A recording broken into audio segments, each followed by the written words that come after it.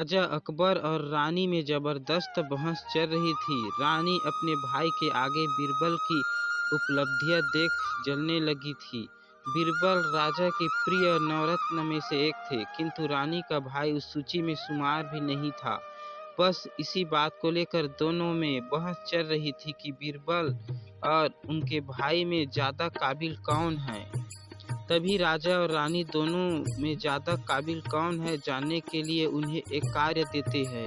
राजा तो जानते थे कि बीरबल का कोई जवाब नहीं, किंतु रानी की संतुष्टि के लिए वह इस निर्णय पर पहुंचते हैं। पहले रानी के भाई को बुलाया जाता है। राजा उसे 3 खाली बोरी, एक पेन, कापी और एक रस्सी देते हैं और उसे कहते हैं, मुझे 3 खाली बोरी शाम तक पैसों की भरी चाहिए। राजा के साले साहब बाजार जाते हैं और वहां बिना दिमाग लगाए पैसों की बोरी भरने के लिए दुकानदारों से छीना झपटी पर उतर आते हैं। इसका परिणाम यह हुआ कि न तो वह पैसे ला पाया और उसके इस व्यवहार की खबर राजा तक पहुंच जाती है। राजा के पूछने पर वह बोलता है, महाराज, यह कार्य असंभव है। बिना किसी व्यापार के कोई पागल ही होगा जो मुझे पैसों की बोरी भर कर देगा। बिना छीना झपटी के मेरे पास कोई दूसरा विकल्प नहीं था। राजा अकबर रानी से कहते हैं, अब देखना रानी, मैं यहाँ कार्य बीरबल को देता हूँ। रानी को अपने भाई की दुर्दशा देखकर नहीं लगा कि बीरबल भी यह कार्य कर पाएगा। राजा ने बीरबल को बुलाया और वही आयाम देकर कार्य सौंप दिया। बीरबल खाली बोरी के साथ बाजार पहुंच जाता है और राजा की दी हुई रस्सी से सड़क नापने लग जाता है और उसे साथ साथ कापी में लिखता जाता है।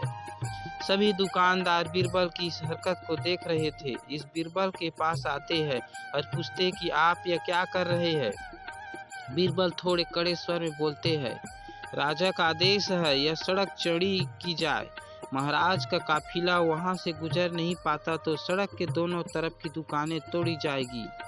सभी दुकानदार इस बात को सुनकर सफेद हो गए। उन्हें अपनी दुकानों को फिक्र होने लगी जो खासी कमाई कर रही थी। उन्होंने बीरबल को कुछ ले देकर अपनी दुकानें बचाने के लिए कहा। बस बीरबल को इसी मौके का इंतजार था। उसने एक दुकानदार से 50-50 हजार रकम वसूली, जिसके परिणाम स्वरूप शाम तक 3 खाली बोरी पैसों की भर गई। बीरबल ने उन्हें राजा को सौंप दिया। रानी भी इस बात पर यकीन नहीं कर पाई, लेकिन रानी को संतुष्टि कहाँ थी। उसने राजा से एक और कार्य देने के लिए कहा। राजा ने उसके लिए भी हाँ कर दी। पहले रानी के भाई को बुलाया गया। अब कार्य था बाजार से खाली मटकों को घी में भिगोकर लाना था, वो भी बिना पैसे के। राजा के साले साहब मटके लेकर बाजार पहुंच जाते हैं।